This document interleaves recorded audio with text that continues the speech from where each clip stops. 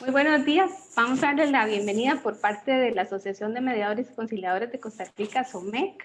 Esta es una iniciativa que vamos a seguir trabajando una vez al mes, de trabajar una charlita de un tema práctico que generalmente genera algún tipo de polémica entre los mediadores y la gente que practica la mediación. Y hoy estamos dando inicio con Rosita Abdelnur. Posiblemente la mayor parte de ustedes, si son mediadores, ya la conocen. Rosita es doctora en Derecho Público y ha estado trabajando con el tema de resolución alterna de conflictos desde hace más de 22 años en todos los ámbitos posibles, como mediadora, como conciliadora de centros, como instructora a nivel nacional, a nivel internacional, dentro del Poder Judicial, con la sala. En fin, no conozco una persona más completa en el tema de resolución alterna de conflicto, la verdad que Rosita Abdelnur, entonces de verdad que es un lujo tenerla. Rosita es miembro de ASOMEC y ASOMEC es esta iniciativa que hemos elaborado con el objeto de que la mediación sea cada vez más profesional. Entonces, agradecerles muchísimo que se hayan conectado con nosotros para esta charla, para estos ejercicios prácticos de la mediación, que es el objetivo que tenemos esta mañana y que, como les mencionaba, lo vamos a seguir replicando, entonces también para que inviten a todos aquellos que están interesados en formarse, en especializarse y en cada vez más profesionalizarse como mediadores. El objetivo último de ASOMEC va a ser la profesionalización de los mediadores, sobre todo porque es un área que está cada vez tomando más terreno en el mundo jurídico y consideramos que, o hemos visto, que hay diferentes estilos de mediar, unos más profesionales que otros. Entonces quisiéramos estar con este continuo aprendizaje y hay temas que son, no hay una respuesta única al tema, por eso es importante abrir el debate y conocer también qué piensan ustedes y pues llegar a algún tipo de conclusión. Entonces, para hoy vamos a tratar el tema de las firmas en los acuerdos de mediación virtual, principalmente aquellos que son virtuales cuando la mediación se trabaja a nivel virtual y la validez de esas firmas, la validez de esos acuerdos. Hay diferentes posiciones, diferentes puntos de vista. ASOMEC tiene su posición también, tiene su punto de vista, es el que quisiéramos compartir.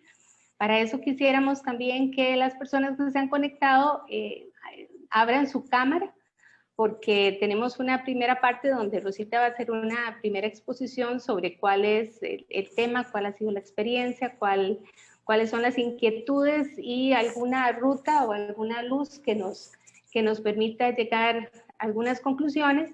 Y luego vamos a abrir un espacio también de preguntas y respuestas con ustedes para hacerlo lo más interactivo posible y evaluar qué es lo que ustedes consideran, cuál ha sido su práctica, ver algunos ejemplos que nos parecen que son referentes como algo positivo para tomar en consideración y algunos otros referentes que nos parecen muy negativos en cuanto al tema de la firma en los acuerdos. Entonces, le doy la palabra a Rosita para que nos refiera a este tema y tratar de profundizar lo más posible. Vamos a tener un corto tiempo, estas charlitas son apenas de 40 y 45 minutos, que es lo que nos permite Zoom, pero quisiéramos ir ampliando la comunidad de los mediadores, sobre todo aquellos que tengan interés en hacer su trabajo cada vez más profesional. Muchísimas gracias, Ana Margarita, y muchas gracias por esa inmerecida y exagerada presentación, pero bueno, se nota que somos amigas, y el cariño y la admiración mío para Ana Margarita, que es la presidenta de ASOMEC. Si les parece, voy a tratar el tema unos 10 minutos para que luego, como decía Ana, pues hacerlo interactivo. La idea es también que ustedes den sus opiniones, que consulten y que podamos hacerlo como un tipo conversación más que una exposición. El tema de la firma de los acuerdos, por supuesto que trae mucha cola, como dicen, sobre todo, como decía Ana, en el tema de la mediación o conciliaciones virtuales, tanto en la vía judicial como en la vía extrajudicial.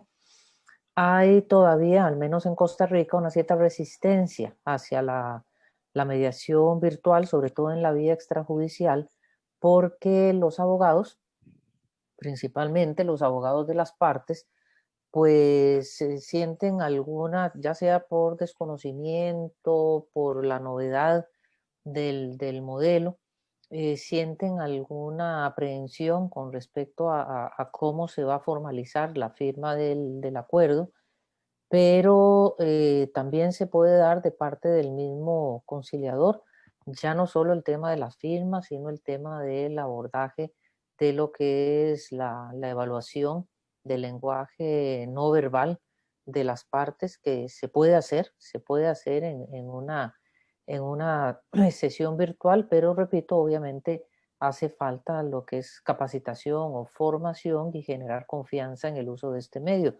Definitivamente la pandemia no debe suponer una interrupción en la gestión de los conflictos y el uso de los medios tecnológicos, esa cuarta parte que se dice que interviene en los procesos virtuales, pues trae muchas ventajas en el sentido de que se puedan hacer efectivamente.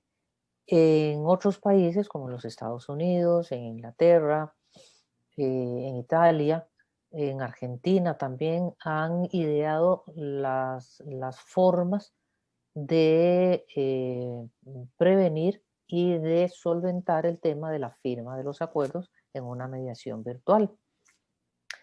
En una mediación virtual, es decir, todo el proceso conforme a las reglas del Consejo Internacional de Resolución de Disputas en Línea, que establece unos principios, son como unos 10 principios por los cuales se debe o se debería regir la atención de audiencias virtuales, no solo en materia de mediación o conciliación, sino también de arbitraje para establecer una serie de salvaguardas o de principios que garanticen la encriptación de la información, la confidencialidad, la seguridad, pero también obviamente a partir de la generación de confianza hacia las partes.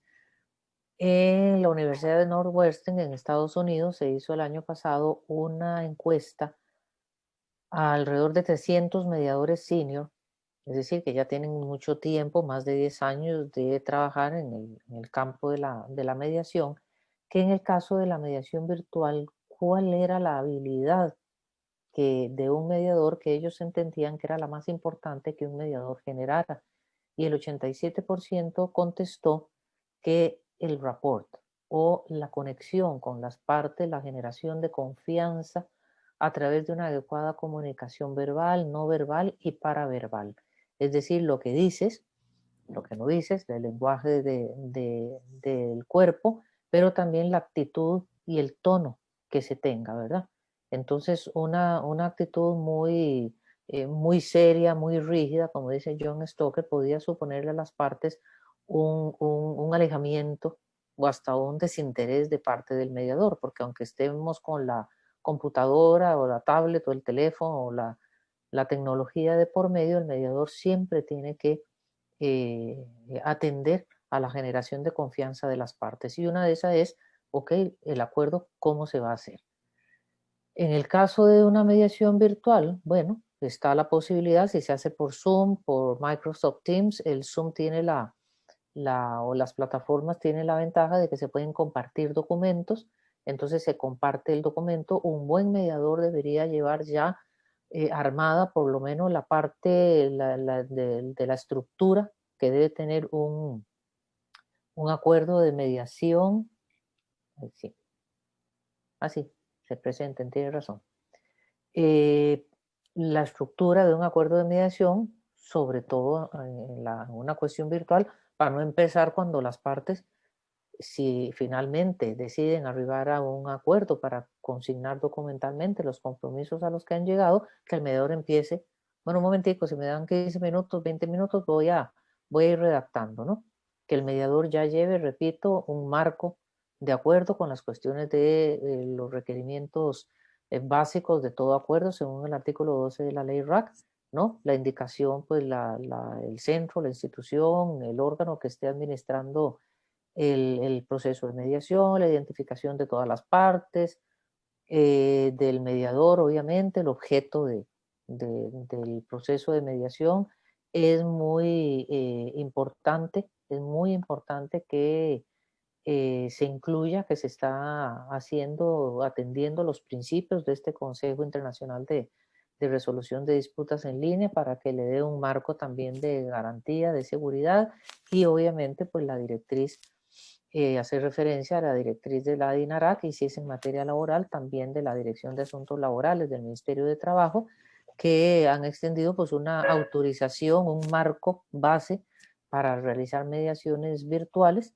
y el encargo que dieron pues a cada uno de los centros de generar sus propios protocolos de actuación. Entonces también el centro pues hará mención de su reglamento o protocolo o como han hecho algunos centros como el de la Cámara de Comercio que han agregado un título al ya reglamento de conciliación que tiene para prever unas reglas básicas sobre la mediación virtual o como lo hayan hecho algún otro centro que haya generado su propio aparte, autónomo, reglamento o por lo menos un protocolo de alguna norma, algunas reglas para llevar a cabo las mediaciones virtuales. Muchísimas gracias, Carla. Ok. Una vez que las partes, se comparte el documento con las partes y el mediador va consignándolo con la ayuda de las partes y sus asesores legales, si los tienen ahí, lo que es ya la redacción del acuerdo, ¿qué hacemos con la firma del acuerdo? ¿Por qué? Porque la firma del acuerdo es un requisito que establece la ley RAC en el artículo 12 como uno de los requisitos de los acuerdos de mediación. Y dice tanto los de conciliación judicial como la extrajudicial. Es decir, que también son requisitos que debe atender el sistema judicial cuando se hacen conciliaciones judiciales. Por supuesto, cuando se creó la ley RAC no estaba prevista la virtualidad y la norma pues hace referencia en general a los requisitos de los acuerdos. Entre esos hay dos incisos de la ley del artículo 12 que hacen referencia a que debe haber un documento escrito porque el acuerdo es un contrato entre las partes y por lo tanto tiene que estar documentado y tiene que contar con la firma de las partes porque son ellas las que median. El juez conciliador o el mediador o conciliador extrajudicial es un validador de la voluntad de las partes y quien les da con su homologación el valor que el artículo 9 de la ley RAC le da a los acuerdos de mediación.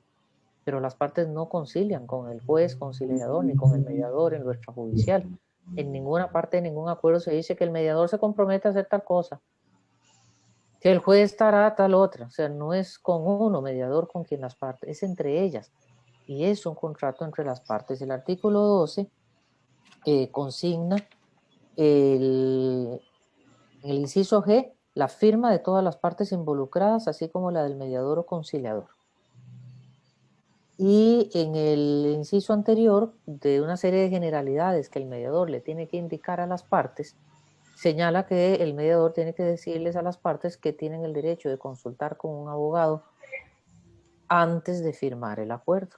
O sea que hay dos referencias específicas en el artículo 12 que aluden a que uno de los requisitos de validez de un acuerdo de conciliación judicial y extrajudicial es la firma del acuerdo.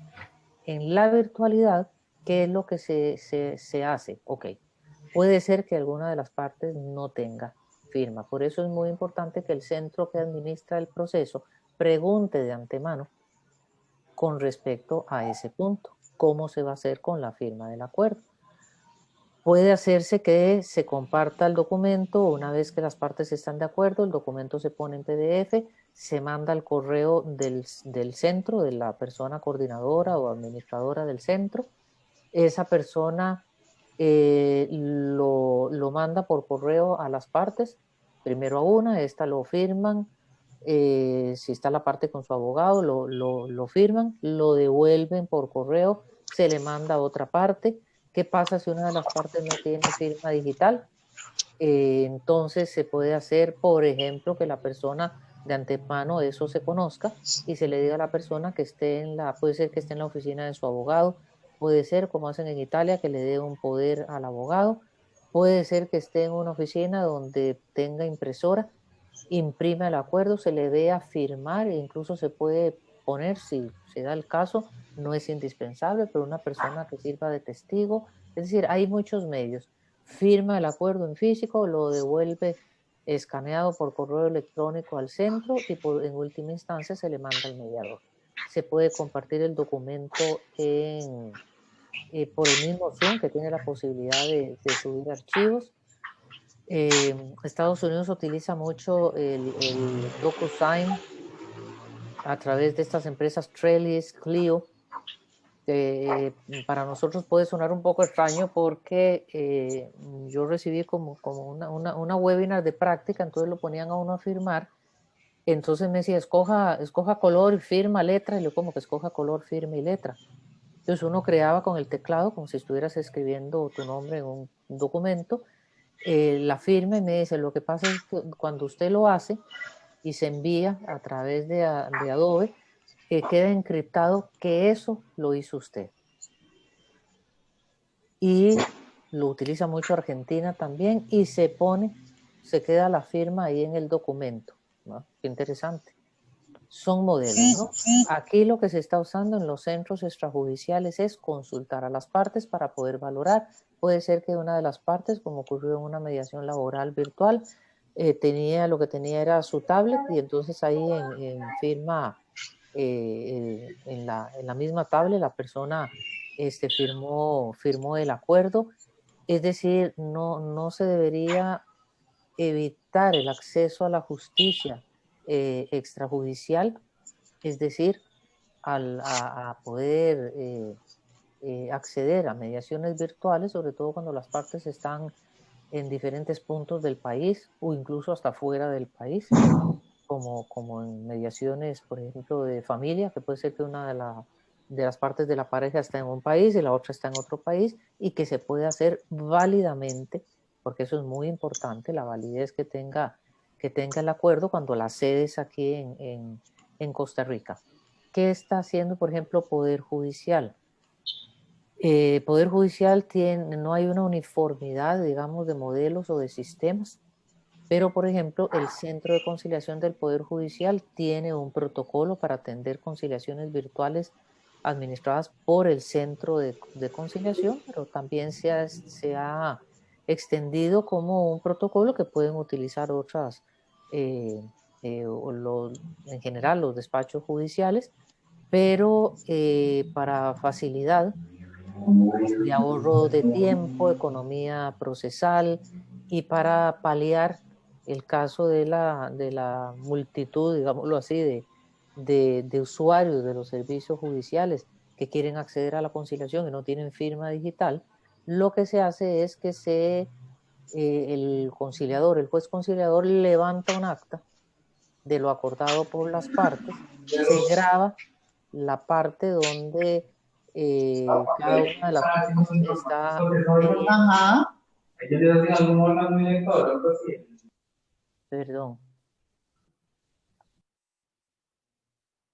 Perdón que sí, unilateralmente quité el sonido, sobre todo para todos, ¿no? Muchas gracias, más bien. Y lo que hace es que ese juez sube el acta al expediente virtual, y posterior a eso, en el plazo que corresponda, que establece la misma ley RAC, entonces dicta la sentencia homologatoria del acuerdo.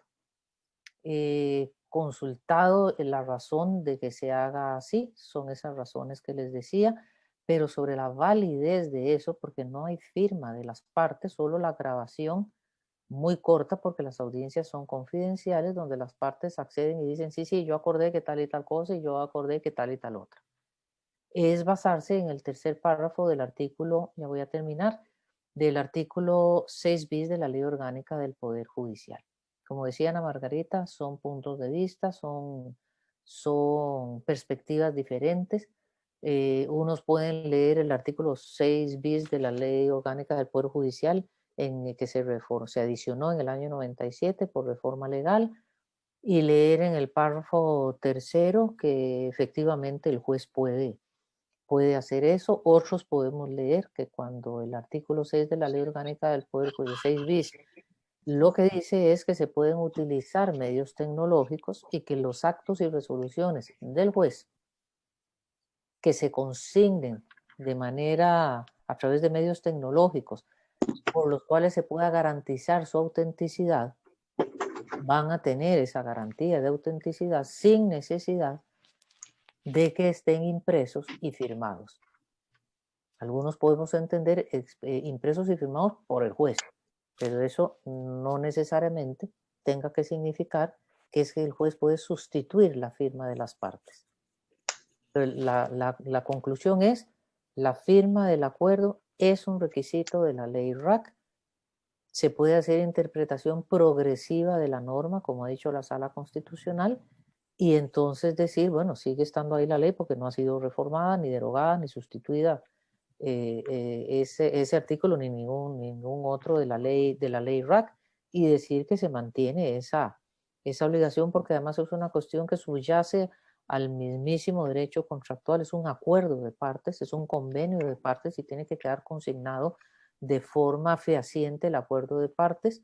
Poder Judicial, Centro de Conciliación puede decir, bueno, ahí está la grabación de lo que hicieron las partes, pero la ley RAC dice expresamente firma de los acuerdos. Y es algo muy delicado que uno pueda decir. Recuerden que cuando una norma jurídica establece un derecho de las partes, se tiene que interpretar de manera que no se afecte el contenido esencial de la norma.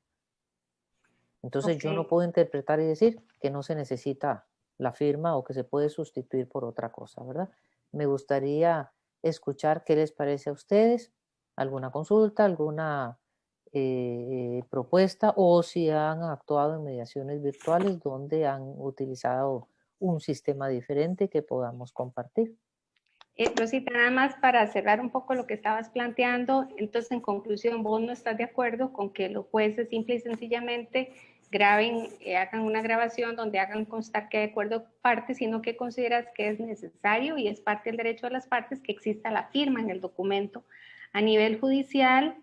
Y no sé si conoces si esta misma práctica se está dando en los centros privados, si los centros privados están omitiendo, digamos, de una manera como analógica de lo que hacen a nivel judicial, que estén omitiendo también las firmas de las partes en el documento y se estén arrogando los mediadores esa facultad, digamos, igual que lo estarían haciendo los jueces en materia de conciliación. Voy a empezar por la segunda pregunta.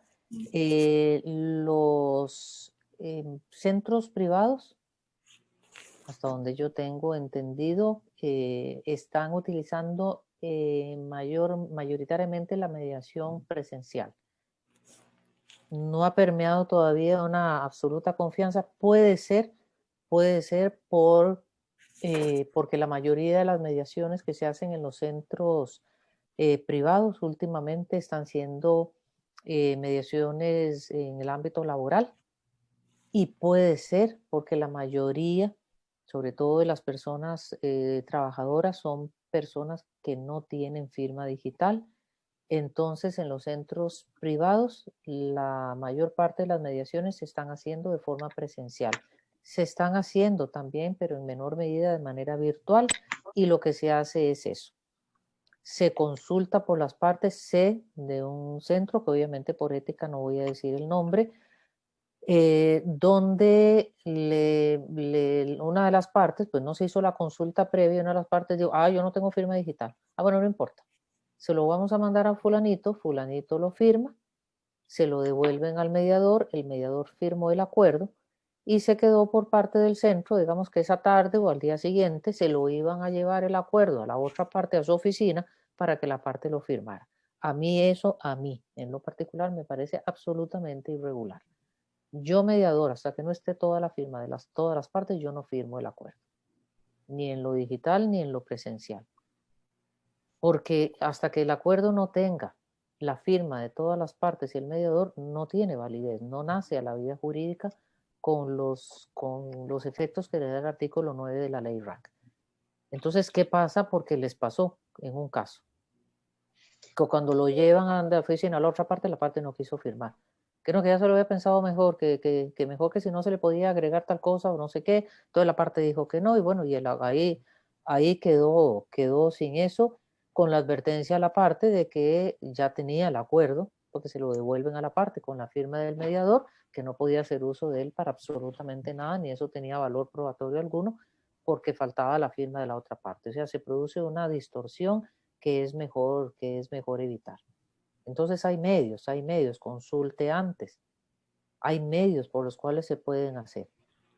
Con respecto a la vía judicial, sí, yo integro la Comisión RAC del Poder Judicial y el protocolo de conciliación del Centro de Conciliación del Poder Judicial que integra esa posibilidad de hacerlo así, que no necesariamente lo está usando todo juez conciliador en la vía judicial, porque me consta también que hay, por ejemplo, hay un juzgado de familia que lo hace diferente, o sea, no es obligatorio, eso es para que lo utilicen los jueces conciliadores del Centro de Conciliación, sin perjuicio, como les decía al inicio, pues que cualquier autoridad judicial conciliadora lo pueda utilizar.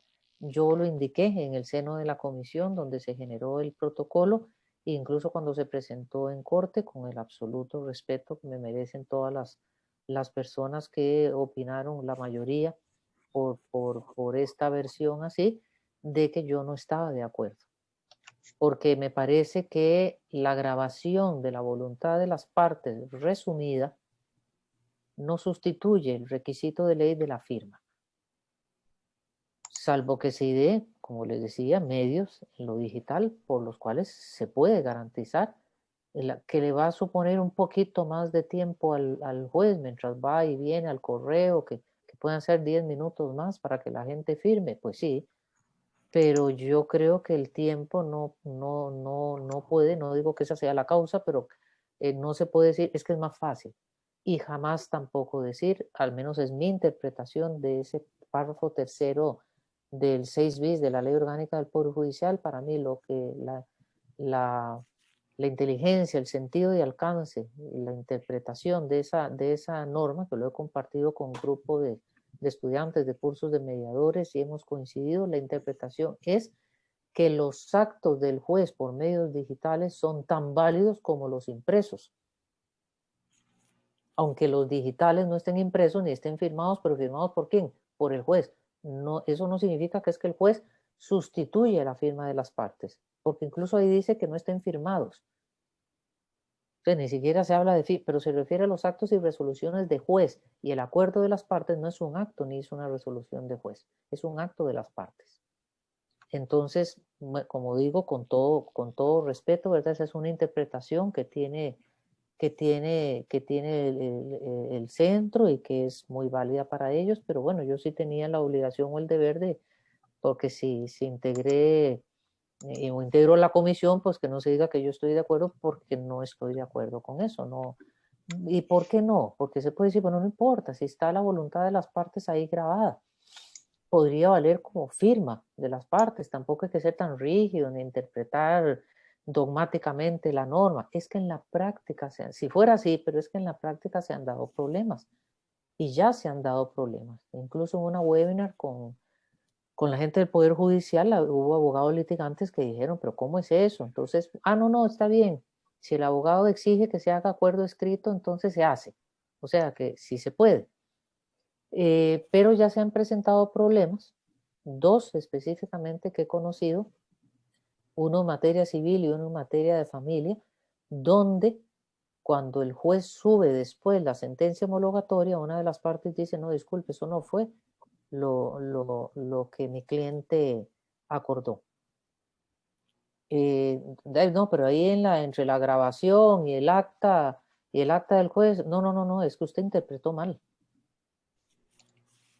El acta dice una cosa, pero la grabación dice otra cosa, y ya hay un asunto que está hasta a nivel de Tribunal Superior Civil, por una apelación por inadmisión, y a ver qué van a hacer, si tienen que ir hasta la inspección judicial o qué, y hay otro asunto que está también en reclamo, porque en ese caso el acta, la grabación de las partes dice una cosa y el acta del juez dice otra.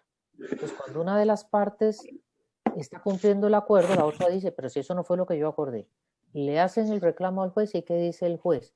Bueno, en la grabación sí se oye que usted dijo tal cosa, pero cuando yo hice el resumen, yo dije tal otro, entonces lo que rige es lo que yo diga. Ese sea, es el peligro. El error está en que la parte no logra aprobar el texto, sino que el juez interpreta y con base en lo que él interpreta emite la resolución. Inicialmente lo que se decía, la propuesta era simplemente el juez después levanta un acta. No, qué horror. Ah, bueno, ok, entonces por lo menos pongamos el acta compartida para que las partes lo revisen. Pero para darle una mayor garantía de seguridad, entonces ahí está el acta, pero está la grabación de las partes. Y ya me voy. Entonces la parte puede decir, Dejo abierto aquí porque por falta de diligencia, de cuidado, no lo sé, ¿verdad? Pero la parte puede decir, bueno, sí, ahí está el acta, pero está la grabación mía, donde yo dije tal y tal cosa.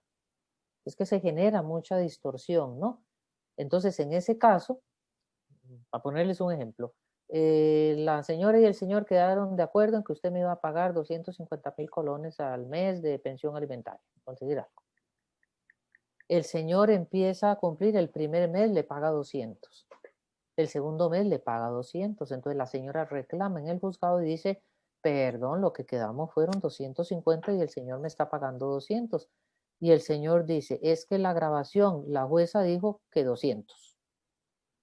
Y la jueza dijo, pues sí, ahí dice que las partes quedaron en tal cosa, pero ahí el resumen que yo hice dice que 200, entonces el señor está cumpliendo adecuadamente.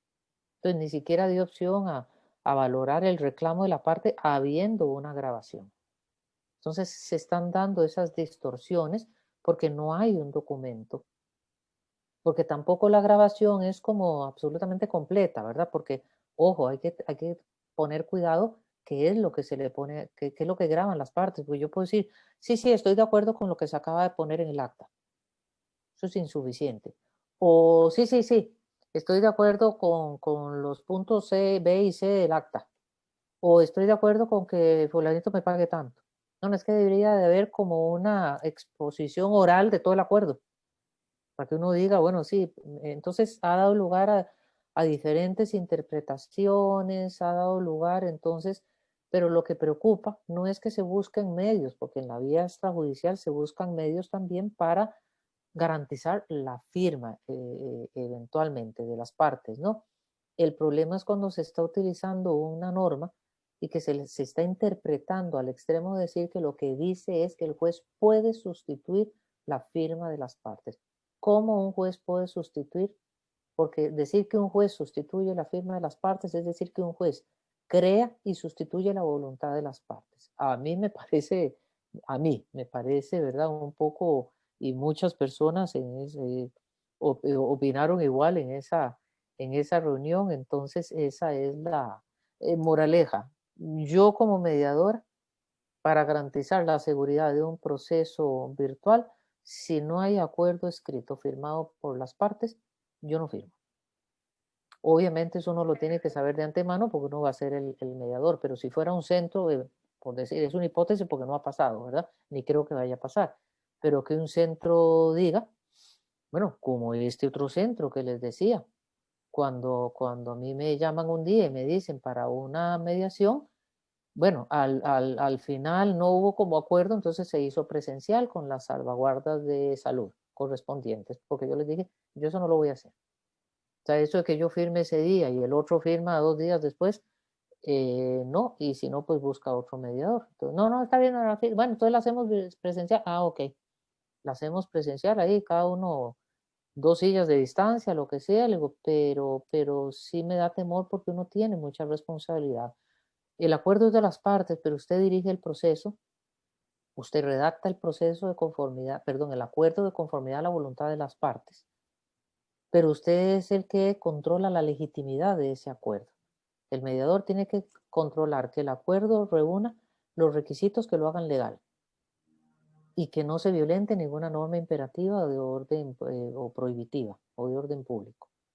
Y en segundo lugar, usted tiene que hacer también la prueba de realidad o de viabilidad del acuerdo. Sí, sí, yo le pago tal cosa. Ay, perfecto, qué dicha, firmemos. Pero ¿cómo lo va a cumplir? ¿Lo puede cumplir? ¿Cuándo le va a pagar? ¿Cómo? Transferencia bancaria, cheque, se lo va a dar hoy, se lo va a hacer por teléfono, va a ir a la casa del señor, el señor va a ir a la empresa. Todo eso, entonces usted mediador no se puede justificar ni un juez tan conciliador diciendo es voluntad de las partes. A mí me pasó en una mediación presencial, en un centro, en una de carácter laboral, que el abogado de una de las partes me dijo esto y esto y esto es lo que queremos hacer. Incluso ya lo conversamos con la otra parte.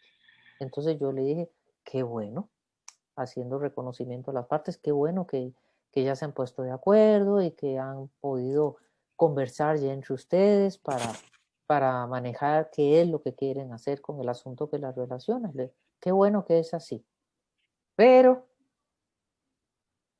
en los acuerdos de carácter laboral hay una serie de recomendaciones que ha hecho la Sala Segunda, que aunque no es jurisprudencia vinculante, es muy respetada, porque ya han anulado acuerdos que no cumplen, porque además son requisitos de sentido común, que deberían de ser así. Y el señor me dijo, a usted se le olvida, licenciada, que el acuerdo es de las partes. Estoy yo haciendo control emocional, ¿verdad? Calma, sonrisa interna. Entonces le dije, efectivamente, licenciado, pero recuerden, como les dije al principio, que yo firmo con ustedes.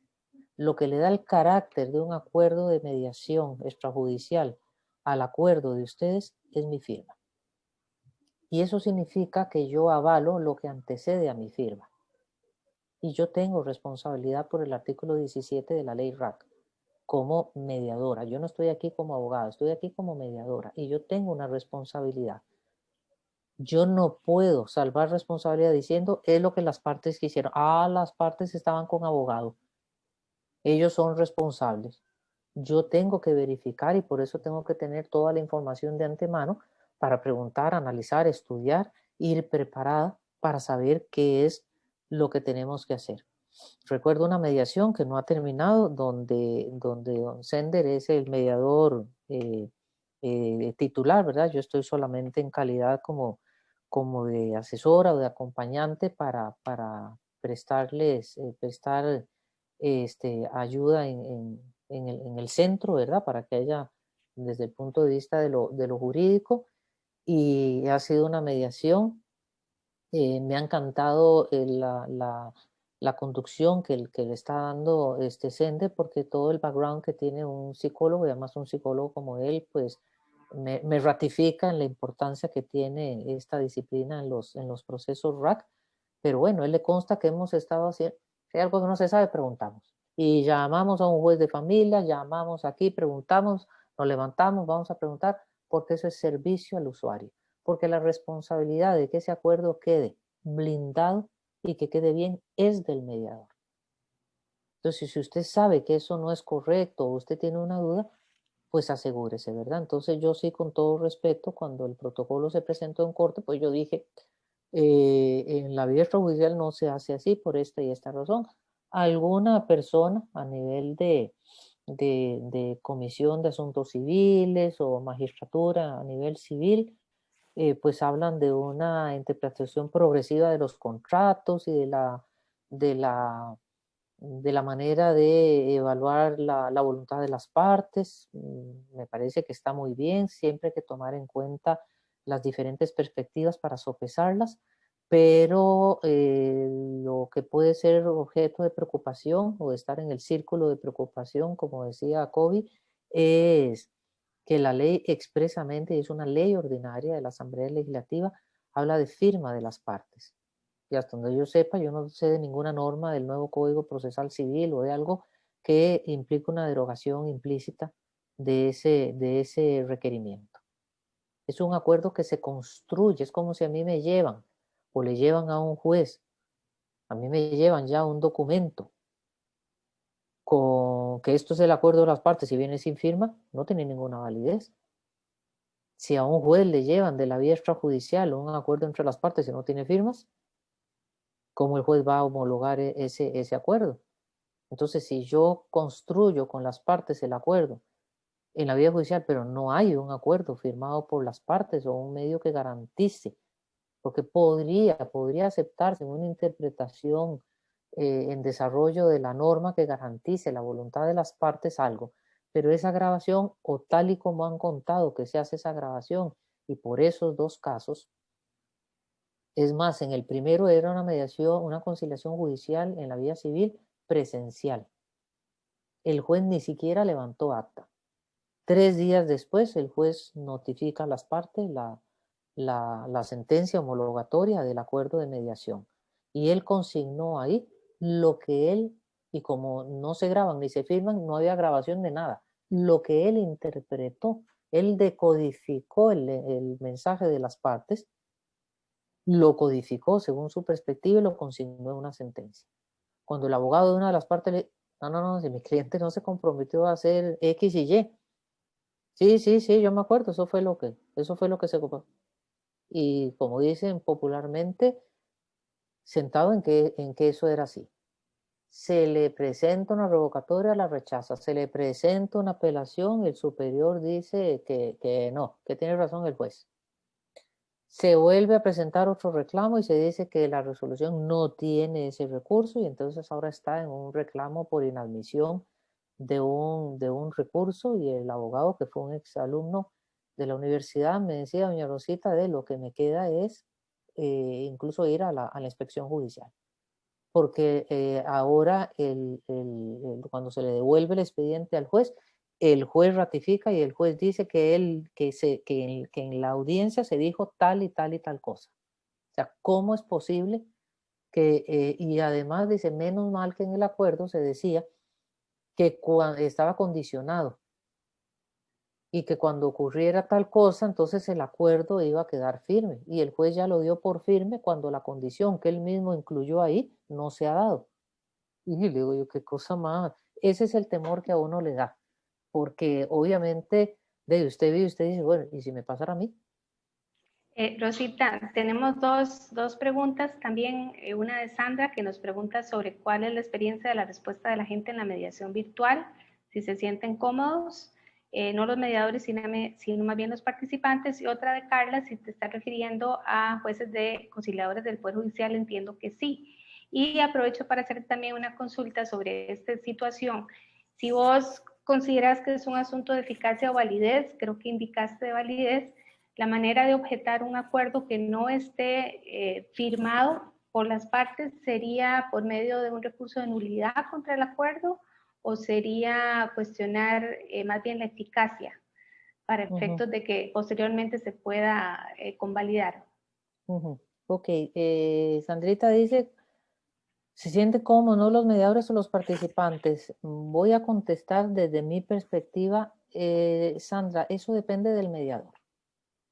El mediador es el que crea ese espacio seguro. Recordemos que la mediación no es terapia, pero tiene efectos terapéuticos, dice la doctrina, porque desde el momento en que usted recibe a las partes, usted empieza a generar rapport, confianza en las partes. Entonces, por eso decía al inicio, un mediador que se comporte de una forma muy, muy rígida.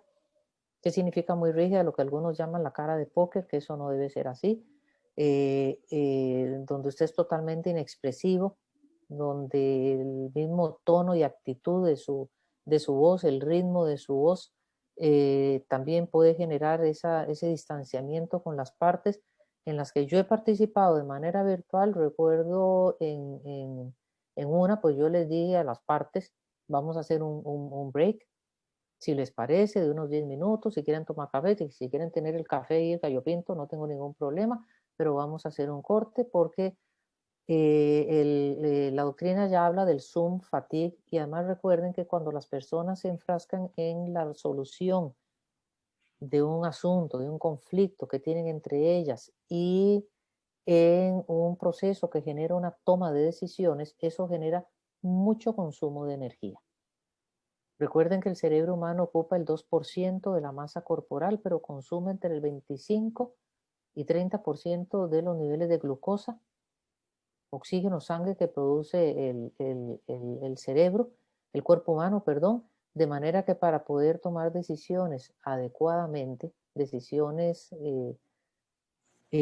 conformes, tenemos que tener también a nivel fisiológico, biológico, unos buenos niveles de glucosa en el cuerpo, que es uno de los combustibles del cuerpo humano y del cerebro, ¿verdad? Entonces también someter a la gente a un trato muy distanciado La señora en una de esas mediaciones me dijo que le había gustado mucho la experiencia, que se había sentido muy bien, porque en un momento dado incluso me dijo, uy, yo había quedado me dice, ¿puedo hablar con usted? En privado, un caucus, ¿no? Yo le dije que sí, después le expliqué a la otra parte que era el abogado, ¿no? Y la señora lo que me dijo, me dice, uy, es que viera que yo tenía que entregar unas cosas, puedo llamar a Globo y mandárselas al abogado porque no sé, yo no sé si esto es muy informal. Ustedes pueden hacer lo que quieran. Si usted lo que quiere es cumplir con algo a lo que se había comprometido, por supuesto. Entonces les dije en la sesión conjunta, ¿qué quieren? 10, 15 minutos.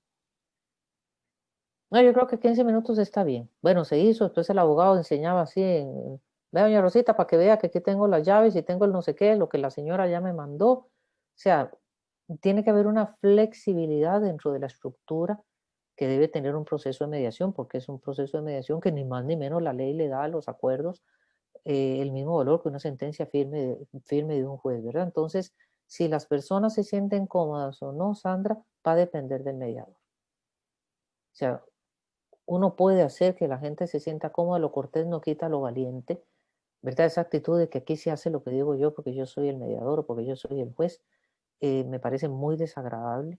Existe lo que se llama hoy lo que se llama la mediación terapéutica, que viene de la jurisprudencia terapéutica en Estados Unidos, que es en el ámbito del Poder Judicial. Sobre todo eso se empezó en los asuntos penales, que son los que generan mayor intervención y más fuerte del Estado sobre los derechos de las personas, y se ha ido extendiendo a otros ámbitos, de lo que es atender también al bienestar emocional, incluso el bienestar físico de las personas que acceden a los servicios que otorga el Poder Judicial, y de ahí ha derivado también esa llamada, por aquí ando un folletito, por cierto, que lo tengo impreso, de lo que es la mediación terapéutica, que es unir, empieza diciendo el artículo, unir a los abogados y a los psicólogos en negocios, dicen, en la tramitación de los conflictos, y viene muy bonito pues eh, las técnicas de sanación, como puede ser la tan sencilla, pero tan difícil a la vez de hacer la escucha empática, ¿verdad? A través de ese tipo de técnicas hacer reflejo emocional a las partes, eh, saber practicar la escucha empática, es decir, que el foco está en el otro y no en mí. De todo eso va a depender que el mediador asegure efectivamente que las partes se sientan cómodas o lo contrario. Carla, sí, cuando hablamos de jueces es sinónimo poder judicial. Hay muchísimos jueces, por supuesto, que tienen porque es una cuestión que trasciende el derecho, ¿verdad? Esa sensibilidad y de que de verdad, como este señor juez coordinador del juzgado de familia del primer circuito, que es eminentemente conciliador y de atención a los derechos de las partes, obviamente dentro de los límites que la ley le pone. Y no dudo la absoluta buena fe con que se conduce el Poder Judicial, por supuesto, porque son conscientes de la responsabilidad que tienen. Y por supuesto que lo que guía su trabajo es el ofrecer un servicio rápido, porque claro, mientras en el sistema extrajudicial puede haber N número de mediaciones, en el Poder Judicial hay 400% de más casos. Hay, qué sé yo, por ejemplo, en atención de reuniones restaurativas, que es una forma de conciliación, de negociación entre las partes. El centro de conciliación, dicho por una de las juezas, habían atendido últimamente el año pasado unas 300 audiencias virtuales. Entonces uno puede entender, pero no digo que esa sea la causa o la justificación, ¿verdad? Pero también decir es que lo tengo que hacer rápido, porque tengo muchas que atender. Si así se hace, hay que hacerlo bien. Y sobre todo esas salvaguardas, ¿verdad? Porque a mí me parece sumamente peligroso, y hasta, con todo respeto, una falta de ética de un funcionario judicial que diga, es que eso sí porque lo digo yo, es que yo soy el juez. Eso es un sesgo de confirmación, ¿no? O sea, como lo digo yo, como yo tengo ese punto de vista, yo busco información y doy solo información que confirme mi punto de vista.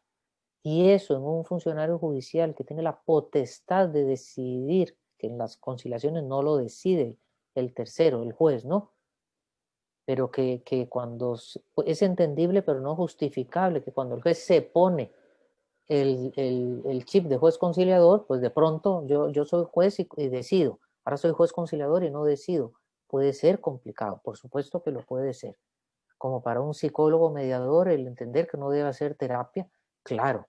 O el abogado que es mediador, que no debe diseñar la estrategia por la cual deben seguir las partes y mucho menos imponérsela. Pero si usted se mete en eso, entonces hágalo bien, ¿verdad? Y ponga todo el esfuerzo en hacerlo bien.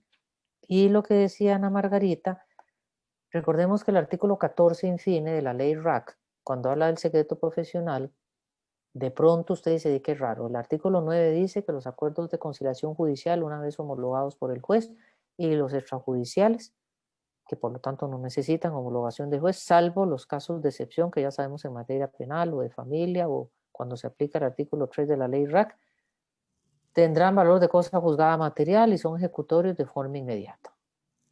De como la sentencia firme donde ya no le cabe ningún recurso que dicte un juez. Ah, qué bonito. Pero usted se va al artículo 14 cuando está hablando del secreto profesional y dice que al mediador, además del deber de confidencialidad, le obliga el deber de secreto profesional. Y que eso significa que todo lo que se diga, acuerdos parciales, conversaciones previas, documentos, notas que se consignen o se den ya en la audiencia de mediación o acuerdos parciales, todo eso es confidencial para las partes y para el mediador y además el mediador debe guardar secreto profesional y ni siquiera las partes lo pueden relevar de ese deber. Pero viene el último parrafito y dice que cuando se discuta la validez o eficacia de un acuerdo de conciliación en la vía judicial, el mediador hará de testigo privilegiado para decir cómo se llevó a cabo porque y usted dice como que si se discute la validez o eficacia del acuerdo de mediación en la vía judicial, pero no es que tiene valor ya de cosa juzgada material y inamovible. Bueno, hay un informe de la Procuraduría, que por cierto hay uno con respecto a lo de las firmas, que la Procuraduría dice, claro, si el artículo 14 dice que se puede discutir la validez o eficacia del acuerdo de mediación, ¿qué hace a la validez? La validez es qué requisitos hay que cumplir para que nazca la vida jurídica, los del artículo 12. ¿Eso qué significa? Que si le falta algún requisito del artículo 12, el acuerdo es nulo, es anulable, ¿no? Entonces, la Procuraduría me parece que muy sabiamente dice, bueno, pues no toda la falta de cualquier requisito podría dar lugar a la nulidad del acuerdo, podría ser un poco excesivo. Qué sé yo, si por ejemplo el objeto del acuerdo de mediación, la breve explicación, se le olvidó al mediador ponerla, pero vienen todos los acuerdos que están adoptando las partes, pues sería un poco extremo, dice la Procuraduría, anular el acuerdo por eso. Que si en las calidades de las partes faltó o estaba mal el número de cédula de uno, bueno, tampoco eso va a dar lugar a que se anule el acuerdo. Pero la Procuraduría lo dice muy claramente. El único requisito que no es subsanable es la falta de la firma. La falta de la firma sí que hace nulo a un acuerdo de mediación. Un dictamen de la Procuraduría. En cuanto a eso de la validez y eficacia, pues la Procuraduría dice, pues sí, el artículo está ahí, no ha sido tampoco derogado ni modificado, hay que compatibilizar el 9 y el 14. Entonces, el acuerdo de mediación tendrá autoridad de cosa juzgada material hasta que a alguien no se le ocurra cuestionar la validez o eficacia. ¿Cuándo? No dice la ley. ¿Dónde dice en la vía judicial? Será en la materia que corresponda. Por supuesto que la falta de, por ejemplo, la firma de las partes, si ataca la validez del acuerdo, consecuentemente también va a atacar la eficacia, ¿verdad? Porque entonces el acuerdo no podrá ser eficaz, no podrá hacerse efectivo porque le falta un requisito para nacer, para que pueda, porque existiendo el acuerdo es que puede ser eficaz. Salvo que las partes de común acuerdo digan, bueno, sí, no, pero yo reconozco que sí tal cosa. Ah, ok. El problema es cuando una de las partes no está de acuerdo y le faltó uno de esos elementos. Muy bien. Muchísimas gracias, Rosita. Muchísimas gracias a todos los participantes. Es un tema sumamente interesante porque estamos aquí precisamente para que la mediación cada vez sea más profesional y situaciones de estas lo único que hacen es desprestigiar a la mediación. O sea, mediadores que no cumplan con los requisitos del artículo 12, acuerdos que sean susceptibles a anular, sea en la vía judicial o en la vía extrajudicial, van a afectar de manera muy negativa a la mediación y lo que queremos más bien es que este sea un instrumento de uso masivo para la solución de los conflictos y son temas como muy específicos y muy claros de la manera en que lo planteaste. Muchísimas gracias a todos los que participaron, en especial a nuestra instructora Rosita, a Sebastián, que es nuestro compañero en Asomec que nos ayuda con la parte virtual. Sí. Esta charlita de hoy está siendo grabada, entonces la idea es subirla también a nuestro canal de YouTube para que ustedes puedan compartirlo invitarlos a ustedes a la próxima sesión que será el último lunes del mes de febrero. Eso es lo que queremos, tomar todos los últimos lunes del mes de febrero y abrir este espacio también para que inviten a otras personas que ustedes consideren que estén interesados.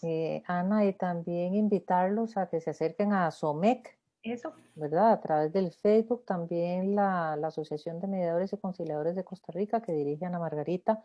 Estamos con proyectos muy bonitos también de formación, de instrucción y capacitación, pero a un nivel ya de certificación propiamente de programas y de mediadores, tanto formar mediadores como certificar ya mediadores, porque hay que dignificar y elevar la calidad, por supuesto, mientras llega la deseada reforma de ley que se profesionalice la mediación. Sí tenemos, como decía Ana, es una responsabilidad también de cada uno, de nosotros, que si ejercemos como tal, pues procurarnos una buena formación para tener una buena práctica también. Entonces, ASOMEC sí se está como poniendo el sombrero en eso para profesionalizar. Entonces los invitamos a que nos sigan y se inscriban incluso en la asociación y colaboren también desde su expertise y su conocimiento y su experiencia, que sería muy valioso también contar con ella en la asociación. Listo. Muchísimas gracias entonces. Nos despedimos.